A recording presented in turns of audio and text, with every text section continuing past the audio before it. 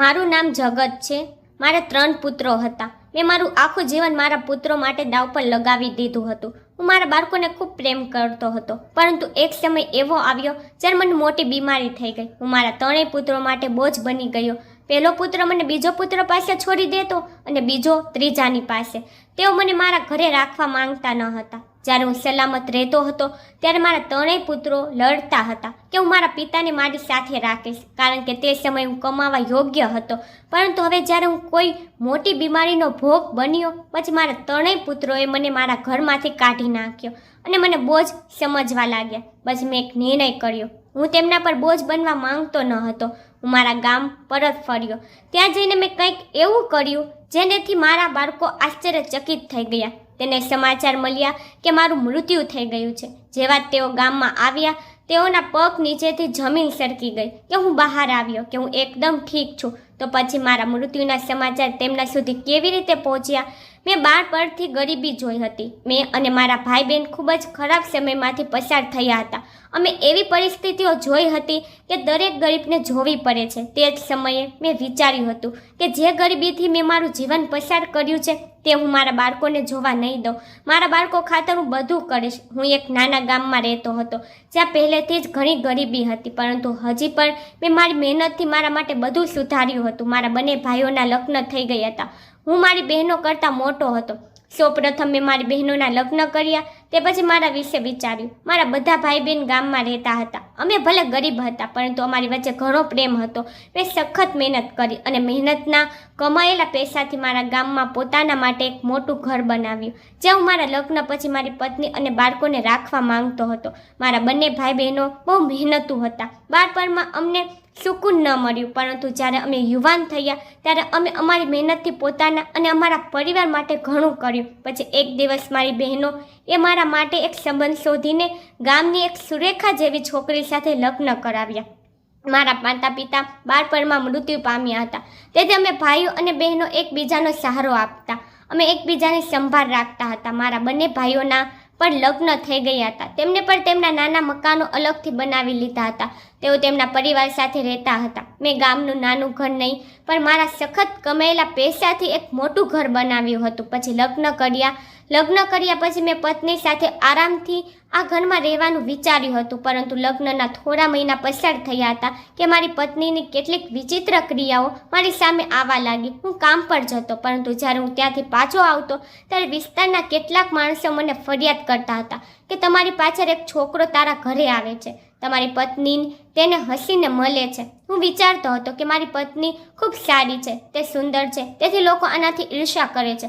પરંતુ જ્યારે તેનાથી સંબંધિત ફરિયાદો વધતી રહી ત્યારે મારે કેટલાક પગલાં ભરવા પડ્યા. પરંતુ કેવી રીતે? અમારા લગ્નને 2 મહિના પસાર થયા કે મારી પત્ની ગર્ભવતી થઈ ગઈ. એક દિવસ મેં તેની સાથે વાત કરી અને કહ્યું કે સુરેખા, લોકો તારા વિશે ઘણી વાતો કરે છે. એવું કહેવામાં આવે છે કે મારી પીઠ પાછળ કોઈ ઘરે આવે છે. તેને કહ્યું કે એવું કંઈ નથી. મારા માયકે વાળાઓ આવે છે અને તમે જાણો છો કે મારા 7 ભાઈઓ છે અને હું તેઓની પ્રિય અને એક જ બેન છું. તેથી મારા કેટલાક ભાઈઓ મને મળવા આવતા રહે છે. હવે તમારા પાડોશીઓને ખબર નથી કે હું 7 ભાઈઓની એકલૌતી બહેન છું. જ્યારે મારા ભાઈઓ અહીં આવે છે ત્યારે તેઓએ આનો ખોટો અર્થ કાઢીને તમને કહ્યું. મેં કહ્યું, તું સાચી છો, કદાચ આ જ હોય, પણ મને ખૂબ તારા પર વિશ્વાસ છે. મારો વિશ્વાસ ક્યારેય તોડતી નહીં. અને હવે તું ગર્ભવતી છો. તેને કહ્યું, ના, હું તમને વચન આપું છું, હું તમારો વિશ્વાસ ક્યારેય તોડીશ નહીં અને હંમેશા તમારી સાથે રહીશ. હું માત્ર તમને પ્રેમ કરું છું. મેં તેના શબ્દો પર આંખો બંધ રાખીને વિશ્વાસ કર્યો હતો. મને પણ લાગ્યું કે કોઈ ભાઈ તેને ઘરે મળવા આવતો હશે. સમય પસાર થઈ રહ્યો હતો. મારી પત્નીએ પહેલા પુત્રને જન્મ આપ્યો, જે ખૂબ જ શુભ પગલાં લઈને આવ્યો હતો. મેં તેનું નામ રાજન રાખ્યું. રાજન હજી 1 વર્ષનો ન થયો હતો કે મારી પત્ની ફરીથી ગર્ભવતી થઈ ગઈ. મારા બાળકોના પગલાઓ ખૂબ શુભ હતા. મારો વ્યવસાય આકાશને સ્પર્શવા લાગ્યો. હું સરસોના તેલનો વેપાર કરતો હતો. ગામમાંથી તેલ લઈને શહેરમાં વેચતો હતો. આ મારો ધંધો ખૂબ જ સારી રીતે ચાલવા લાગ્યો. તેમાં મારો ઘણો નફો થવા લાગ્યો. પછી મેં ગામમાં વધુ જમીન ખરીદી. હું ઈચ્છતો હતો કે હું મારા બાળકો માટે એટલું કરું કે મારા બાળકો તેમના જીવનને આરામથી પસાર કરી શકે.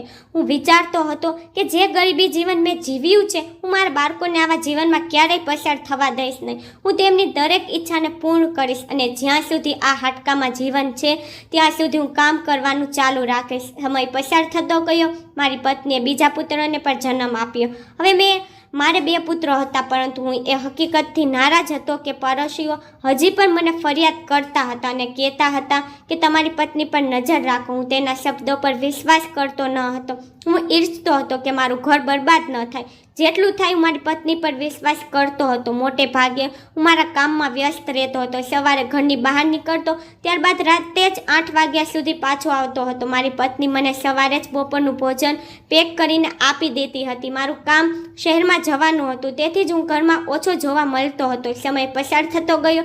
ભગવાને મને 3જો પુત્ર પણ આપી દીધો. હવે મારી પાસે 3 પુત્રો થઈ ગયા હતા અને મારા લગ્નને 4 વર્ષ થઈ ગયા. આ 4 વર્ષમાં મેં મારી સખત મહેનત કરી અને ખૂબ પ્રગતિ કરી હતી અને હું મારા જીવનથી ખૂબ જ ખુશ હતો. પછી એક સમય એવો આવ્યો જ્યારે અચાનક શહેર જતા સમયે મારી કારનો અકસ્માત થઈ ગયો. મને બહુ નુકસાન થયું ન હતું, પરંતુ જ્યારે લોકોએ મને રસ્તા પરથી હોસ્પિટલ લઈ જવામાં આવ્યો ત્યારે ડૉક્ટર મને આંતરિક ઈજા વિશે કહ્યું કે તમારા પગમાં આંતરિક ઈજા થઈ છે. લગભગ 1 મહિના સુધી પલંગ પરથી ઉતરતા નહીં. હું પરેશાન થઈ ગયો હતો. મારા નાના બાળકો હતા. જો હું 1 મહિના માટે પલંગ પર પડ્યો રહું તો બધું બગડી જાત. પછી મારા એક મિત્રએ મને સમજાવ્યું કે તું ચિંતા ન કર, ભગવાનનું આપેલું તારી પાસે હવે બધું છે. જીવ કરતાં વધુ કંઈ હોતું નથી. 1 મહિનો આરામ કર. જ્યારે તું સ્વસ્થ થા તે પછી ફરીથી કામ પર લાગી જાજે. શુક્ર કરને કે તને બહુ ઈજા થઈ નથી. મારી પત્ની મારા અકસ્માત પર ખૂબ પરેશાન થઈ ગઈ હતી. હવે મને ખબર નહોતી કે તે મારી ઈજાના કારણે વધુ પરેશાન હતી કે એ વાતથી પરેશાન હતી કે હવે હું ઘરે રહેવાનો છું. ઘણીવાર લોકોને 1 મહિના અથવા 1 અઠવાડિયામાં રજા હોય છે, પરંતુ મને ક્યારેય કોઈ રજા નહોતી. હું હંમેશા મારા જીવનને સુધારવા માટે દિવસ રાત સખત મહેનત કરવા માંગતો હતો. મને ખબર નહોતી કે મારી પત્ની મારા પાછળ કેવી રીતે રહે છે, તે ક્યાં જાય છે, કોને મળે છે અને ઘરે કોણ આવે છે. જો લોકોએ મને ફરિયાદ કરી હોય તો મેં દર વખતે તેમના શબ્દોને અવગણના કરી હતી, પરંતુ હવે જ્યારે હું 1 મહિનો મારા ઘરે રહ્યો ત્યારે ધીમે ધીમે મારી પત્નીની ક્રિયાઓ મારી સામે આવવા લાગી. તે હંમેશા અસ્વસ્થ રહેતી. તેને જોઈને એવું લાગતું હતું કે તે કોઈની રાહ જોતી હોય. તેને ડર છે કે કોઈ ઘરે આવી ન જાય. એક દિવસ વાતમાં જ મારા દીકરાએ મને કહ્યું કે પિતા, ઘણા કાકાઓ તમારી પાછળ આવે છે. મમ્મી અમને ઘરની બહાર રમવા માટે મોકલે છે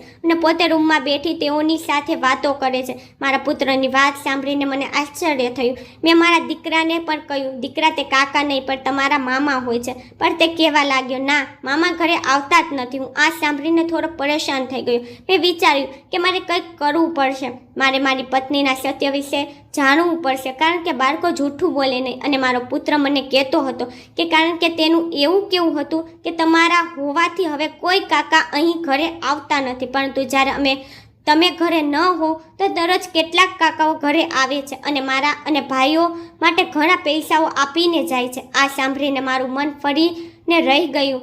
આખરે મારી પાછળ મારા ઘરે કોણ આવે છે. મારે કંઈ પણ કરીને મારા સ્વાસ્થ્યને ઠીક કરવું હતું. ગમે તેમ કરીને મારો 1 મહિનો પસાર થઈ ગયો તો મારો પલંગનો આરામ પૂરો થયો. તેથી મેં મારી પત્નીને કહ્યું કે હું કામ પર જઈ રહ્યો છું.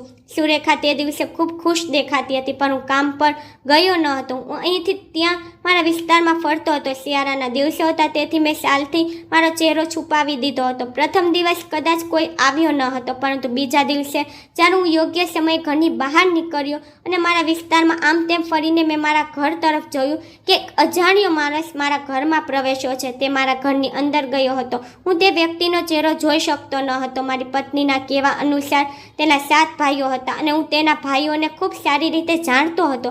તેને કહ્યું હતું કે મારા ભાઈઓ મારી સ્થિતિ જાણવા માટે કેટલીક વાર અમારા ઘરે આવતા રહે છે. તો પછી આ વ્યક્તિ કોણ હતો? ટૂંક સમય પસાર થયો હતો કે મારા બાળકો ઘરની બહાર નીકળીને રમવા લાગ્યા. મારા મોટા પુત્રના કહેવા અનુસાર તે વ્યક્તિ મારી પત્ની સાથે ઘરે એકલો હતો. હવે મારે થોડું પગલું ભરવું પડ્યું, કારણ કે હું જે મારી પોતાની આંખોથી જોઈ રહ્યો હતો તે બરાબર નહોતું અને તે મારી સહનશીલતાથી બહાર હતું. હું તરત જ ઘરમાં પ્રવેશ્યો. બાળકોએ મને દરવાજા પર જોયો હતો. જેવો જ હું ઘરમાં પ્રવેશ્યો, હોલ સંપૂર્ણપણે ખાલી પડ્યો હતો. હું રૂમની અંદર ગયો. ત્યાં મારી પત્ની સોફા પર તે વ્યક્તિની બાજુમાં બેઠી હતી. આ બધું જોઈને મને ખૂબ ગુસ્સો આવ્યો હતો. જેવી જ મારી પત્ની અને તે માણસની આંખો મારા પર પડી, તે બંને એક ઝટકા સાથે ઊભા થઈ ગયા. સુરેખા મારી તરફ ફાટેલી આંખોથી જોવા લાગી. તેને કહ્યું, તમે ક્યારે આવ્યા? જ્યારે મેં કહ્યું, હું ગયો જ ક્યારે હતો.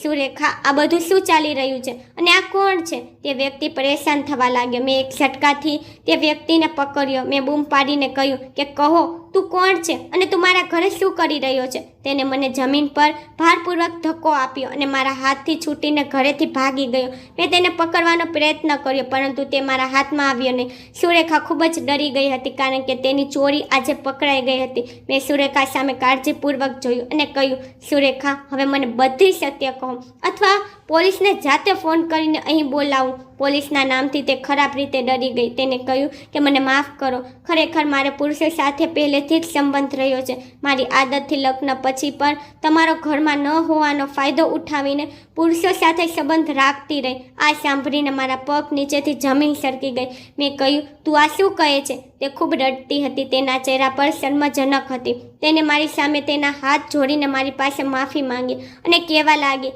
મને માફ કરી દો. હવે હું આવું ક્યારેય નહીં કરું. પરંતુ હું આવી મહિલાને કેવી રીતે માફ કરી શકું, જે મારી પીઠ પાછળ મારો વિશ્વાસ તોડી રહી હતી, ગેરપુરુષો સાથે સંબંધ રાખતી હતી. તેને તેના બાળકોની પર કાળજી નહોતી. મને મારા દિલમાં એ પણ વિચાર આવ્યો કે આ બાળકો મારા છે કે કોઈ બીજાના. બાળકો કોઈના પર હોય, પણ તે બાળકો છે, માસૂમ છે. મને પછતાવો થઈ રહ્યો હતો કે મારા વિસ્તારના લોકોએ પહેલેથી જ મારી પત્ની વિશે ચેતવણી આપી હતી. તે પછી હું કેમ સમજી શક્યો નહીં? મારે પહેલાં જ સાવચેત રહેવું જોઈતું હતું, પરંતુ મારી પત્ની પર વિશ્વાસ કરતો રહ્યો.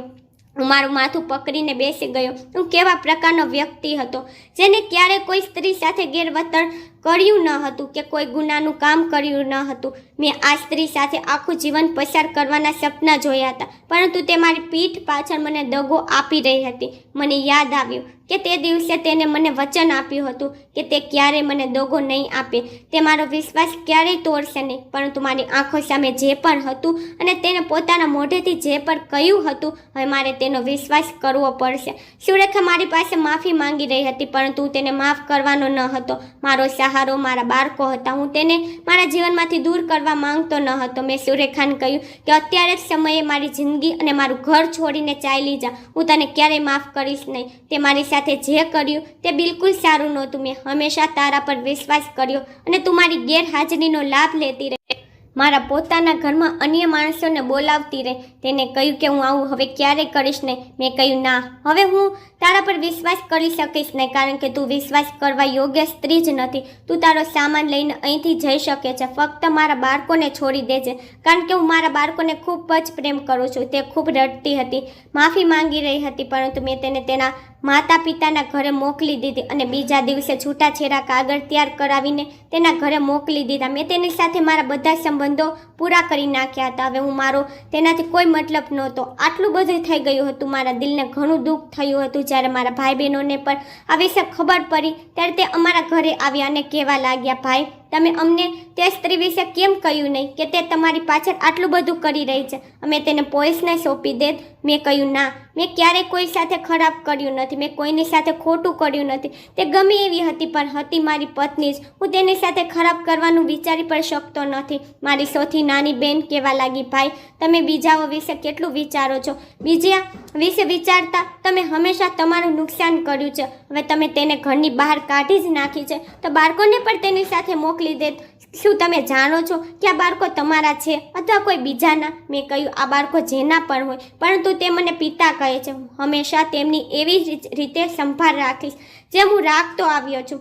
તે મારા બાળકો છે. મેં સુરેખાથી બધા સંબંધો સમાપ્ત કરી નાખ્યા છે, પરંતુ મારા બાળકોથી કોઈ પણ સંબંધ સમાપ્ત કરવા માંગતો નથી. મારા મોટા ભાઈ કહેવા લાગ્યા કે જગત, તું હવે બીજા લગ્ન કરી લે. આ બાળકોને ઉછેરવું તારા માટે ખૂબ જ મુશ્કેલ થઈ જશે. મેં કહ્યું, ના, હું બીજા લગ્ન કરીને મારા બાળકોનું જીવન બરબાદ કરવા માંગતો નથી. જો મારા જીવનમાં કોઈ બીજી સ્ત્રી આવે તો તે મને સમજે નહીં અને મારા બાળકોને પણ. મારાથી આ સહન ન થાય કે મારા બાળકો સાથે કોઈ દુર્વ્યવહાર કરે. મારી બહેન કહેવા લાગી કે ના ભાઈ, અમે તમારા માટે એક સારી છોકરી શોધીશું. મેં કહ્યું, મારે હવે લગ્ન વિશે વાત જ નથી કરવી. મને દરેકે સમજાવ્યો કે તમારા બાળકો નાના છે અને તમે તેને એકલા કેવી રીતે ઉછેરશો, પરંતુ મેં તેને કહી દીધું હતું કે હું કંઈ પણ કરીશ. હું મારા બાળકો માટે માતા અને પિતા બંને બનીશ. હું તેમને જાતે ઉછેર કરીશ. મેં બીજા લગ્ન કર્યા નહીં. હું કામ પર જતો હતો, બાળકોની પણ સંભાળ રાખતો હતો, બાળકો માટે ખાવાનું પણ બનાવતો અને ઘરની સફાઈ પણ કરતો હતો. ગામના બધા લોકોને મારા પર ખૂબ દયા આવતી હતી.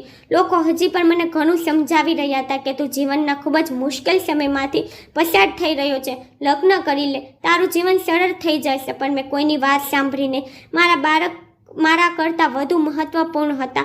હવે હું બીજી સ્ત્રી પર વિશ્વાસ પણ કરી શકતો ન હતો. મારું જીવન ખૂબ જ સખત પસાર થઈ રહ્યું હતું. મેં વિચાર્યું કે તે થોડા સમયની બાબત છે, તે ફક્ત થોડા વર્ષો છે. જ્યારે આ મુશ્કેલ વર્ષ પસાર થઈ જશે, જ્યારે મારા બાળકો યુવાન થઈ જશે, તેઓ લગ્ન કરશે, જો તેઓ કમાવા લાગશે, તેથી મને ખૂબ જ સહારો મળશે. પહેલાં હું શહેરમાં તેલ વેચતો જતો હતો. હવે મેં ઓનલાઈન ડિલિવરી લેવાનું શરૂ કર્યું હતું, જ્યાંથી અમારું તેલ પૂરું પાડવામાં આવતું હતું. આ કાર્યથી બહુ ફાયદો થયો ન હતો, પરંતુ તે સમય પસાર કરવા પ્રયાસ કરી રહ્યો હતો. બાળકો પણ ધીરે ધીરે મોટા થઈ રહ્યા હતા. મેં બાળકોને શહેરમાં અભ્યાસ કરવા મોકલ્યા હતા, પરંતુ ત્યાંથી બાળકોને લઈ જવા અને મોકલવા ખૂબ ભારે થઈ રહ્યું હતું અને પછી કામમાં પણ નુકસાન થઈ રહ્યું હતું. મેં વિચાર્યું કે હું કેમ શહેર જ ચાલ્યો જાઉં અને શહેર જઈને મારું પોતાનું ઘર ખરીદી લઉં, ત્યાં જ રહેવા લાગું. ત્યાં બાળકોનો પણ અભ્યાસ થશે અને મારું કામ પણ સારી રીતે ચાલુ રહેશે.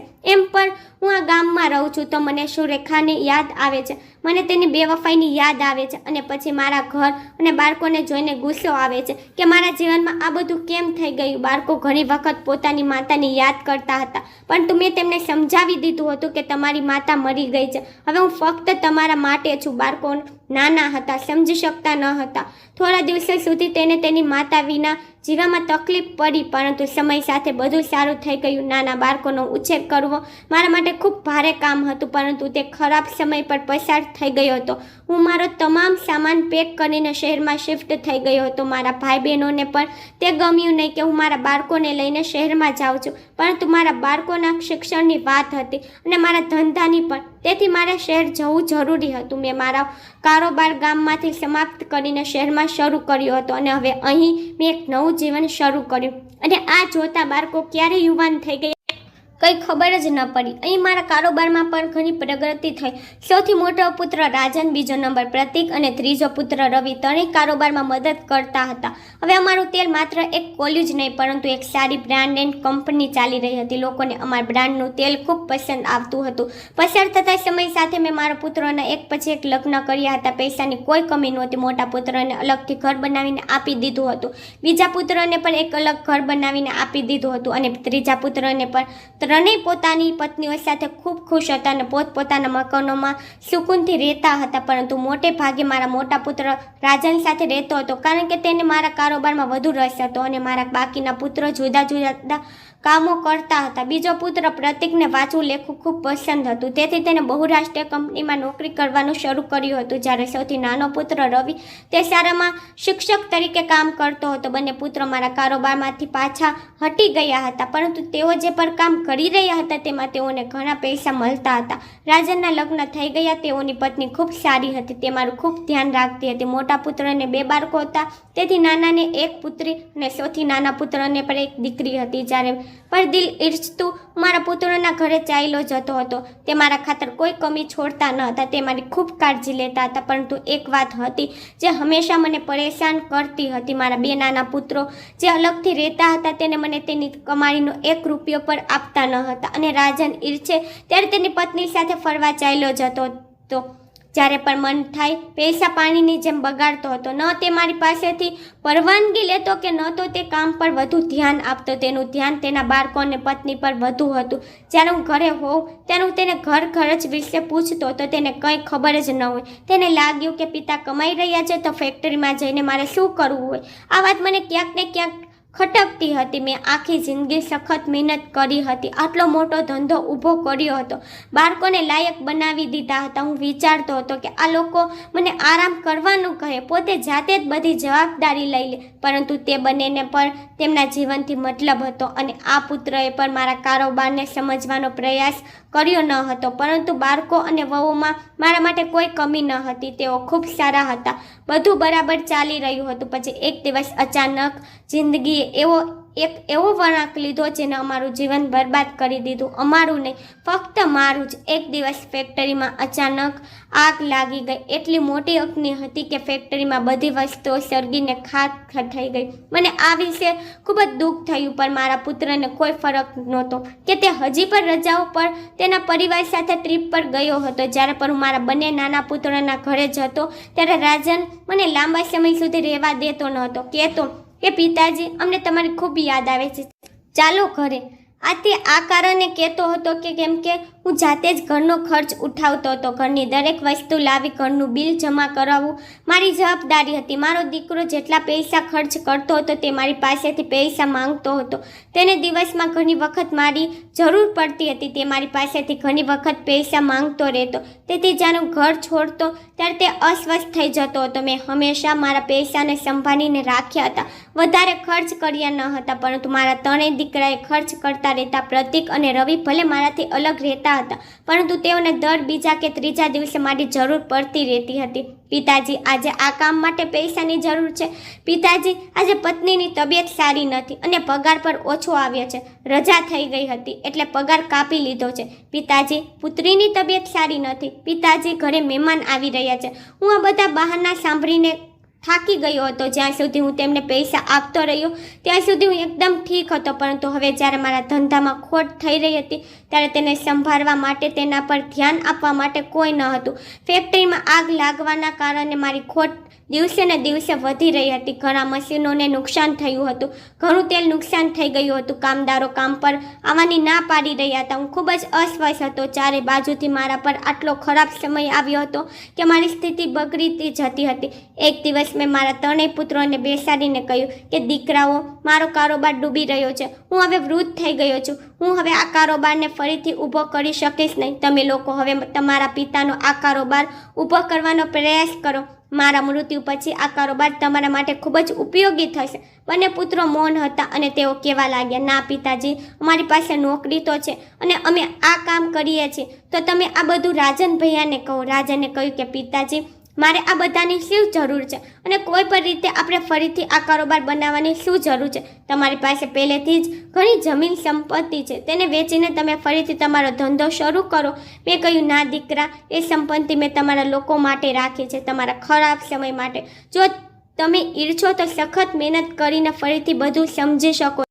જો તે પૈસા મેં કારોબાર પર લગાવી દીધા તો પછી તમને આપવા માટે મારી પાસે કંઈ પણ નહીં રહે. તેઓ ચૂપ થઈ ગયા. તને સ્પષ્ટપણે કહ્યું કે અમે કંઈ પણ કરીશું નહીં. હું ખૂબ જ ઉદાસ થઈ ગયો હતો. મારો કારોબાર સમય જતાં સંપૂર્ણપણે નાશ થઈ ગયો હતો, જે મેં ક્યારેક મારા મહેનતથી ઊભો કર્યો હતો. પરંતુ મારા બાળકોને આ વાતથી કોઈ મતલબ નહોતો. તેઓ જાણતા હતા કે હવે તેના પિતા ખાલી હાથ થઈ ગયા. તેમ છતાં તેઓ મારી પાસેથી પૈસા માંગતા હતા. મેં તેમને પૈસા આપવાની ના પાડી દીધી, કારણ કે મેં મારી બધી જમા મૂડી આપી દીધી હતી. તેઓને આમ જ મારી કમાણી આપી રહ્યો હતો, પરંતુ તે લોકોએ ક્યારેય તેમની કમાણીના પૈસા મને આપ્યા નહોતા. હવે જ્યારે મેં મારા બાળકોને પૈસા આપવાનું બંધ કરી દીધું ત્યારે રવિ અને પ્રતીકે તો મારી સાથે વાત કરવાનું જ બંધ કરી દીધું હતું. જે હંમેશા મને બીજા ત્રીજા દિવસે મારી સ્થિતિ વિશે પૂછતા હતા. તેમના ઘરે જબરદસ્તી આવવાનું કહેતા હતા. તેઓ જાણતા હતા કે જો હું તેના ઘરે જઈશ તો હું બાળકો માટે ખૂબ વસ્તુ લઈને જઈશ, ઘણા પૈસા તેઓને આપીને આવીશ. પરંતુ હવે તેઓ જાણતા હતા કે તેના પિતાજી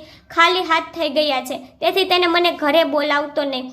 દૂર પર ફોન કરવાનું બંધ કરી દીધું હતું. રાજનની પત્ની જે પહેલાં મારી સાથે ખૂબ જ સારી રીતે રહેતી હતી, હવે તેનું મૂડ પર હંમેશા ખરાબ રહેતું હતું. મેં પણ વિચારી લીધું હતું કે હું ફરીથી આ કારોબાર ઊભો કરીશ નહીં. તેઓને પણ વિચારવું જોઈએ કે તેઓ તેમના પિતાના આટલા સારા કારોબારને તેઓના હાથમાંથી ન જવા દેવો જોઈએ, કારણ કે હું તો વૃદ્ધ થઈ ગયો છું. હું એક દિવસ મરી જઈશ, પણ આ કારોબાર આવનારા સમયમાં તેમને ફાયદો થશે. મારા પૌત્ર પૌત્રી પણ મને ખૂબ પસંદ કરતા હતા, પરંતુ હવે હું વહુ મને પૌત્ર પૌત્રીથી પણ દૂર રાખતી હતી. રાજન પર વધારે વાત કરતો ન હતો, મારા રૂમમાં પણ આવતો ન હતો. આ સમય દરમિયાન મેં જોયું કે મારા સ્વાસ્થ્ય પર ઘણા બધા ફેરફારો થયા હતા. મારું સ્વાસ્થ્ય સારી રીતે સારું રહેતું ન હતું. પહેલાં હું મારા બાળકોની બધી જરૂરિયાતોની કાળજી લેતો હતો, તે તેમના માટે ખૂબ જ સારું હતું. પરંતુ હવે મેં આ મકાનમાં મારું મહત્ત્વ સમજવાનું શરૂ કર્યું કે હવે મારું કોઈ મહત્ત્વ નથી, ન આ ઘરમાં અને ન મારા બાળકોની નજરોમાં.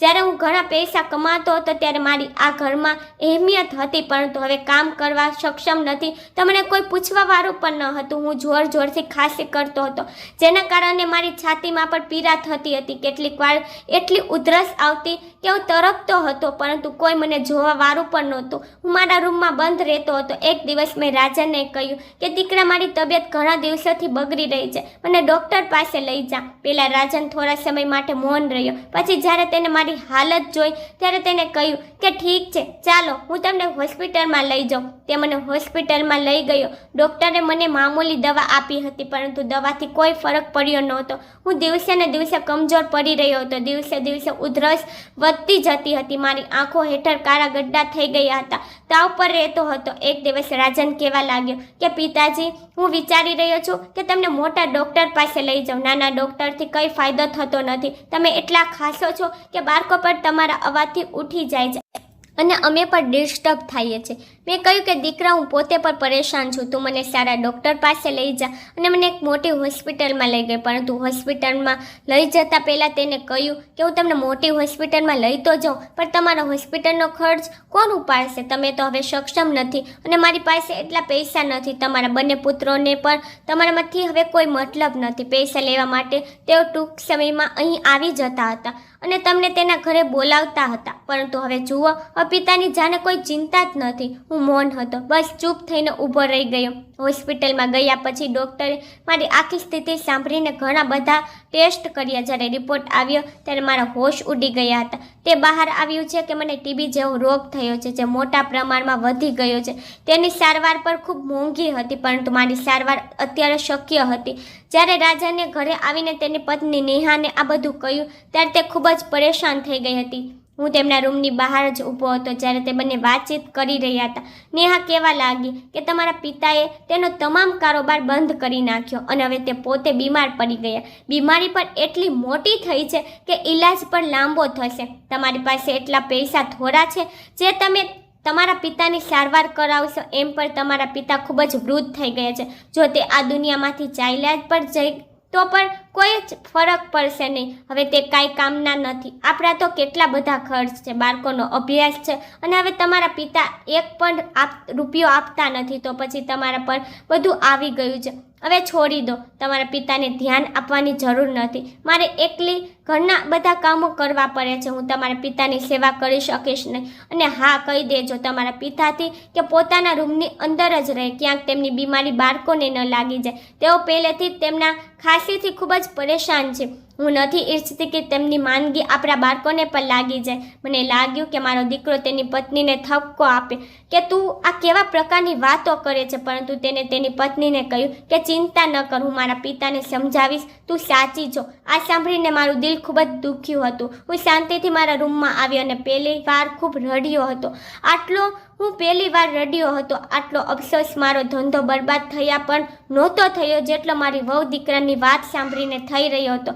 હવે જાણે હું આ ઘરમાં કોઈ નકામી વસ્તુની જેમ થઈ ગયો હતો. મારી કોઈ કદર કરતું ન હતું. મને જમવાનું પણ એમ મળતું જાણે હું એક ભિખારી છું. વહુ બારીમાંથી ખાવાની થાળી આપી દેતી હતી અને સાથે સાડીના પલ્લુને તેના નાક પર મૂકતી અને કહેતી હતી કે ઝડપથી ખાવાનું લ્યો અને બારી બંધ કરો. એવું ન થાય કે તમારી ખાંસી આ રૂમની બહાર આવી જાય અને અમને બધાને રોગ લાગી જાય. મને ખાવાનું વાસી મળતું હતું. વહુએ બાળકોને પણ મારી પાસે મોકલવાનું બંધ કરી દીધું હતું. એક દિવસ તેને કહ્યું કે મારાથી તમારા પિતાને ખાવાનું નથી આપી શકાતું, તેમનું ખાવાનું તમે જાતે આપતા જાઓ. રાજન કહેવા લાગ્યો કે હા બાબા, હું આપી દઈશ. તું અવાજ કેમ કરી રહી છો? જો પિતાજી સાંભળી લેશે તો તેને ખોટું લાગશે, પરંતુ તેઓને શું ખબર હતી કે હું મારા રૂમની બારીમાંથી શું સાંભળતો હતો. હું મારી જાતને ખૂબ લાચાર અનુભવતો હતો. હું આંસુના ઘૂંટ પીતા સુકાયેલી રોટલી અને વાસી શાકભાજી ખાઈ લેતો હતો. રાજાને મને કેવા પ્રકારની દવાઓ આપી હતી મને ખબર જ નહોતી. બારીમાંથી તે મને દવાઓ આપી દેતો હતો, આ ખાઈ લેજો, પણ મારું સ્વાસ્થ્ય બરાબર થઈ રહ્યું ન હતું.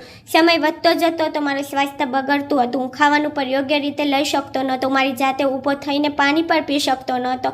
રાજન મારા રૂમમાં આવતો નહોતો. પૌત્ર પૌત્રી મારી પાસે આવવાનો પ્રયત્ન કરતા હતા, પરંતુ તેની માતા તેને ધક્કો આપીને સાવચેત કરી નાખતી હતી. ખબરદાર, દાદાના રૂમની આસપાસ ગયા છો તો તેને ખૂબ જ જોખમી રોગ થયો છે. જો તમને લોકોને લાગી ગયો તો તમે પણ બીમાર પડી જશો. ચાલો જાઓ, તમારા રૂમમાં જઈને અભ્યાસ કરો. જ્યારે મેં આ વાત સાંભળી ત્યારે મારું દિલ જાણે ફાટી ગયું હતું. મને ખબર નહીં કે મને આ કેમ બીમારી થઈ હતી, અને જો તે આ હતી તો મારો સારવાર થઈ રહ્યો હતો કે નહીં. દીકરો તો મને દવાઓ આપી રહ્યો હતો, તો દવાઓથી ફરક પડતો કેમ ન હતો. પછી મને ખબર પડી કે તે મને હોસ્પિટલમાંથી નહીં બલકે કોઈ મેડિકલ સ્ટોરમાંથી સસ્તી દવાઓ લઈને આપી રહ્યો છે, જેથી મારી સ્થિતિ સારી થતી ન હતી. પરંતુ હવે દવાઓએ પણ અસર કરવાનું બંધ કરી દીધું હતું. ઉધરસ ખાતા હું અડધો થઈ જતો હતો. એક દિવસ મને લોહીની ઉલટી થઈ. જ્યારે વહુએ આ જોયું ત્યારે તેને કહ્યું કે હવે પિતાજીને આ ઘરમાં 1 મિનિટ પર સહન કરીશ નહીં. આ બંધ રૂમની અંદર મારું સ્વાસ્થ્ય ખૂબ જ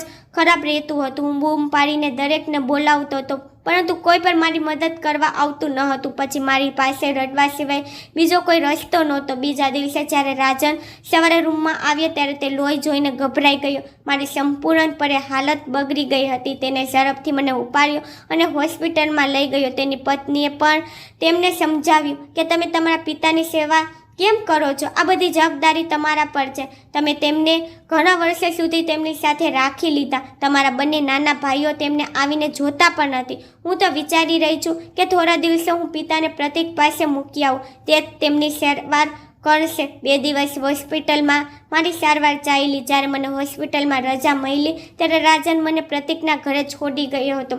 રાજનની પત્નીએ પહેલેથી જ મારી સ્થિતિ વિશે પ્રતીકની પત્નીને કહી દીધું હતું. પહેલાં રાજન મારા વિના રહેતો ન હતો અને હવે તેના નાના ભાઈના ઘરે છોડી ગયો હતો. જ્યારે હું પ્રતીકના ઘરે આવ્યો ત્યારે મારી હાલત જોયા પછી તે બંને પતિ પત્નીના હોશ ઉડી ગયા હતા. જ્યારે તેઓને મારી માંદગી વિશે જાણ થઈ ત્યારે તેઓ ડરી ગયા અને તેઓએ મને સ્પર્શ પણ કર્યો નહીં. તેઓએ મને રહેવા માટે એક રૂમ પણ આપી દીધો. રાજને પ્રતીકને કહ્યું હતું કે મેં આજ સુધી પિતાજીની ઘણી સેવા કરી લીધી, તેની ખૂબ સારવાર કરાવી. હવે તું તેમનો ઈલાજ કરાવ અને તારા ઘરમાં રાખ. હું નથી ઈચ્છતો કે આખો બોજ મારા એકલા પર આવે. તમારા લોકોની પણ કંઈક જવાબદારી છે. આ તમારા લોકોના પણ પિતા છે. મારું સ્વાસ્થ્ય અહીં પણ સારું થઈ રહ્યું ન હતું. પ્રતીક જે ડૉક્ટર પાસે મને લઈ ગયો હતો તેમાં પણ ઘણા પૈસા થઈ રહ્યા હતા, જેથી પ્રતીક પણ નર્વસ થઈ ગયો અને તેને પણ મને મેડિકલ સ્ટોરની દવાઓ ખવડાવવાની શરૂ કરી નાખી હતી. એ જ વિચારતો હતો કે શું કરું શું ન કરું, કારણ કે મારો બોજ તેનાથી ઉપડતો ન હતો. તેની પત્ની રાગિની એ પહેલેથી જ તેના પ્રતીકને કહી દીધું હતું કે જેટલા દિવસે તમારા પિતાને રાખવા માંગો છો રાખો, પરંતુ હું તેનું કોઈ કામ કરીશ નહીં. મને અહીં આવ્યાને માત્ર 1 મહિનો જ થયો હતો કે મારા ઉધરસને કારણે રાગિની પણ ખૂબ જ પરેશાન થઈ ગઈ હતી અને વારંવાર પ્રતીકને કહેતી હતી કે જે દિવસથી તમારા પિતા આ ઘરમાં આવ્યા છે ત્યારથી ઘરનું વાતાવરણ કેટલું બગડી ગયું છે. આપણે પહેલાં કેવા શાંતિથી રહેતા હતા. તમારા પિતા ઉધરસ ખાઈને ઘરમાં બીમારી ફેલાવતા રહે છે. હું તમારી સામે હાથ જોડું છું. કૃપા કરીને તમારા પિતાને અહીંથી લઈ જાઓ. હું તેની હાજરીમાં અહીં રહી શકતી નથી. જેના પર પ્રતીકે કહ્યું કે મોટા ભાઈની જેમ મારા પિતાથી ચહેરો તો ફેરવી ન લઉં. અથવા જ્યારે પિતાજી ઘણા પૈસા અને ઘણી બધી વસ્તુઓ લાવતા હતા ત્યારે તો તું તેમની ખૂબ સેવા કરતી હતી. તેને કહ્યું કે હા, કારણ કે જ્યારે સમય કંઈક અલગ જ હતો અને અત્યારે તમારા પિતાને આટલી મોટી બીમારી થઈ ગઈ છે કે હું તેમની નજીક પર જઈ શકતી નથી. તમારા મોટા ભાઈ ભાભીએ પોતાના પરથી બોજ ઉતારીને આપણા ઘરે મોકલી દીધા. જ્યારે તેને પિતાજીનો સૌથી વધુ આનંદ માણ્યો છે. હવે જ્યારે તેની પોતાની બાજુથી પૈસા ખર્ચવાનો સમય આવ્યો ત્યારે તેઓએ તેમને અહીં સારવાર માટે મોકલી દીધા. રાગનીએ દરરોજ પ્રતીકનું એટલો મગજ બગાડી નાખ્યો કે તે બિચારો લાચાર થઈ ગયો તેના નાના ભાઈના ઘરે મોકલવા માટે. મારો સૌથી નાનો પુત્ર રવિ જે શાળામાં શિક્ષકની નોકરી કરતો હતો, પ્રતીકે પણ તેના મોટા ભાઈની જેમ રવિના ઘરે જઈને કહ્યું કે પિતાની સારવાર ખૂબ મોંઘી છે, મારાથી ખર્ચ નથી થતો, તું જોઈ લે, તારી નોકરી સારી છે, તું પણ થોડા દિવસો તેમને સાથે રાખ, તેમની સારવાર કરાવ અને તેમની સેવા કર. પરંતુ અહીં પર આ જ પરિસ્થિતિ હતી. હું કોઈને કંઈ પણ કહી શકતો ન હતો. તેમને પણ મને એક રૂમ આપી દીધો હતો, પરંતુ તેની પત્ની પર ખૂબ ખરાબ હતી. કહેતી હતી કે આ વૃદ્ધને અહીંથી બહાર કાઢો. બીમાર થઈને અહીં આવી ગયો છે. અત્યાર સુધી મોટા પુત્ર સાથે રહ્યા. હું તો કહું છું કે તમે તમારા પિતાને વૃદ્ધ આશ્રમમાં છોડી દો. હવે મને કોઈની પાસેથી અપેક્ષા નહોતી. એક તો હું પહેલેથી જ આ બીમારીથી તૂટી ગયો હતો. બીજું, મારા દીકરાઓ અને મારી વહુઓ મને સંપૂર્ણપણે તોડી નાખ્યો હતો. હું એકલતાનો શિકાર હતો. બાળકો તો મારાથી દૂર ભાગતા હતા. તેઓ એકબીજા પર મને થોપી રહ્યા હતા. કોઈ પણ મારા વિશે ચિંતા કરતું ન હતું. આ તે જ બાળકો હતા જે મારી પત્નીની બેવફાઈ જોઈને પણ આ બાળકોનો સાથ છોડ્યો ન હતો અને મેં લગ્ન કર્યા ન હતા જેથી મારા બાળકો અનાથ ન થઈ જાય. મેં આખું જીવન સખત મહેનત કરી હતી અને મેં મારી સખત મહેનતથી તેઓને અહીં પહોંચાડ્યા હતા. બાળકોને સારું શિક્ષણ અપાવ્યું હતું. મારી ખુશી વિશે વિચારવાનું સંપૂર્ણપણે બંધ કરી દીધું હતું. મારા બાળક બધું એટલા માટે આવું કરી રહ્યા હતા કારણ કે આ બાળકો મારા હતા કે નહીં. મારા મનમાં ઘણા સવાલો ફરતા હતા કે મારી પત્ની સુરેખા, જેમને ઘણા વર્ષ પહેલાં મેં છોડી દીધી હતી, તેને મારી સાથે લગ્ન કર્યા, પરંતુ તેના લગ્ન પછી તેના કેટલાક પુરુષો સાથે સંબંધ હતા જેના પર ઘણીવાર મેં વિચાર્યું કે આ બાળકો મારા છે કે નહીં, પરંતુ તેમનો પિતા છું. તે આ બધું એ હકીકત તરફ ઇશારો કરી રહ્યો હતો કે જ્યારે મારા પોતાના બાળકો હોત તો મારી સાથે આવું ક્યારેય ન કરત. આ વાતને મેં મારા મગજમાંથી કાઢી નાખી હતી અને હું શાંતિથી ઘરની બહાર નીકળી ગયો હતો. મારે મારા કોઈ પણ પુત્ર સાથે રહેવું ન હતું. મારા સામાનમાં મારી પાસે થોડા પૈસા પડ્યા હતા. હું મારા સામાન સાથે જેમ તેમ કરીને ટ્રેનમાં બેસીને મારા ગામ માટે સારવાર થઈ ગયો. મારું તે ગામ જ્યાં મારા ભાઈ બહેન રહેતા હતા. હું તેમની પાસે ગયો. જ્યારે મેં મારા ભાઈના ઘરનો દરવાજો ખખડાવ્યો અને મારા ભાઈએ ઘણા વર્ષો પછી મને આવી પરિસ્થિતિમાં જોયો ત્યારે તેને મને તરત જ ગલે લગાવી લીધો. આજે ઘણા વર્ષ પછી મને એવું લાગ્યું હતું કે મારી પાસે આ દુનિયામાં કોઈ મારું પોતાનું છે. મારા આગમન પર તેને બાકીના બધા ભાઈ બહેનોને પણ તેના ઘરે બોલાવી લીધા હતા. મારી હાલત જોઈને તેઓને પણ ખૂબ અફસોસ થયો હતો. જ્યારે મેં તેને મારા બાળકોની હરકત વિશે કહ્યું ત્યારે તેઓએ કહ્યું કે હવે તારે પરેશાન થવાની જરૂર નથી. અમારે તારી સાથે લોહીનો સંબંધ છે. અમે તને ક્યારેય એકલો છોડશે નહીં. મારી ભાભીઓએ ખૂબ સેવા કરી, મારું ખૂબ ધ્યાન રાખ્યું. મોટા ભાઈએ ગામના વૈદ્યથી મારી સારવાર કરાવી. તેમને કહ્યું કે થોડા દિવસો સુધી સારવાર કર્યા પછી મારી માંદગી સંપૂર્ણપણે સમાપ્ત થઈ જશે. હું ગમે તેમ કરીને અહીં પહોંચ્યો હતો. તે બધું મારા માટે ખૂબ જ મુશ્કેલ હતું. મારા આવ્યા પછી મારા બાળકોએ મને શોધવાનો પ્રયાસ પણ કર્યો ન હતો.